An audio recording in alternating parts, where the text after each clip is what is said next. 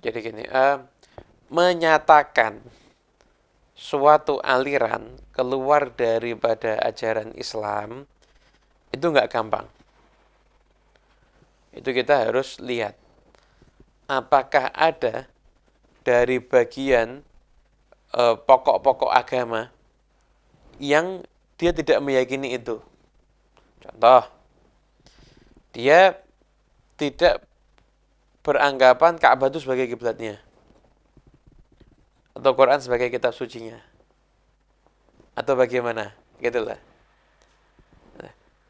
Khawarij aja yang sudah tadi dikatakan sama Nabi sallallahu alaihi wasallam, yamruquna minad din kama yamruqus sahmu minar ramiyah atau kama qal, keluar dari agama seperti terpisahnya nih anak panah dari busurnya. Itu aja para ulama masih menyatakan itu keluar dari agama itu bukan maknanya keluar dari Islam, tapi keluar daripada ketaatan pada agama. Jadi masih ditakwil oleh para ulama. Kenapa? Karena menganggap seseorang yang muslim itu keluar dari Islam itu bahaya sekali. Termasuk juga misalkan sering ditanyakan akhir-akhir ini tentang aliran Syiah. Syiah itu Islam atau bukan? Kita sering lihat orang Syiah Tuhannya Allah, nabinya Nabi Muhammad. Kemudian kitab sucinya Al-Qur'an, eh, kiblatnya adalah juga Ka'bah. Orang Syiah pun juga bisa menunaikan ibadah haji. Setelah itu juga eh, dari masa ke masa ada rujukan-rujukan sanad hadis itu melalui para ulama, yang ulama itu adalah ulama Syiah itu ada. Dan itu dipakai oleh para ulama Ahlus Sunnah wal Jamaah. Artinya Syiah tidak bisa Syiah dikatakan keluar dari Islam, tidak bisa. Gitu loh. Tapi memang ada beberapa pembahasan yang memang harus berhati-hati. Dan saya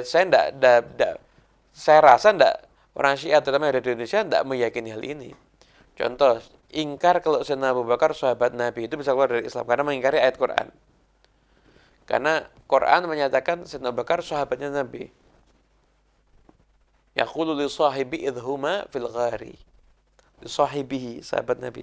Itu bisa keluar daripada agama Islam. Syiah menyatakan Quran itu tidak sempurna. Nah, Quran itu tidak sempurna. Quran itu ada yang ini itu dan lain sebagainya. Nabi Muhammad itu tidak sempurna dalam menyampaikan pesannya dan lain sebagainya. Itu rawan. Saya tidak bilang otomatis murtad ya, saya bilang rawan itu. Ya, karena itu hati-hati. Uh, Tidak semua madhab yang bukan masuk Ahlussunnah wal Jamaah itu dihukumi keluar daripada Memang itu ada madhab sendiri yang berbeda, tapi kita tidak boleh gampang-gampang menyatakan ini keluar daripada agama Islam. Kemudian setelah itu, bagaimana menyikapi serangan Iran kepada Israel dan lain sebagainya.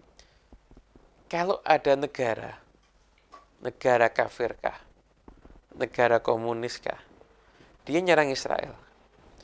Yang mana Israel ini notabene menjajah saudara kita kaum muslimin yang ada di Gaza, yang ada di Palestina, Masjidil Aqsa itu dikuasai dengan zalim.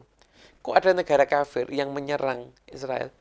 Kita aja harusnya senang. Kenapa? Karena dengan serangan negara kafir itu pada Israel atau negara komunis pada Israel, yang ada di Palestina itu bisa bernafas lega. Nah sekarang apa lagi kalau yang nyerang itu agamanya Islam. Mau alirannya apapun, tetap kalau itu agama Islam ya kita harus senang. Bahkan kita harus mendoakan juga. Begitu. Karena yang dilakukan oleh orang-orang Israel kepada saudara kaum muslimin yang ada di Gaza itu udah bukan sekedar, itu bukan perang, itu genosida, itu bukan perang itu. Karena rumah sakit dibom, kemudian anak-anak kecil, perempuan dan sebagainya itu melanggar batas-batas kemanusiaan, melarang bahan bantuan untuk masuk. Kekejaman apa yang belum dilakukan sama orang Israel ini kepada kaum muslimin di Gaza? Kekejaman apa yang belum dilakukan? Udah dilakukan semua.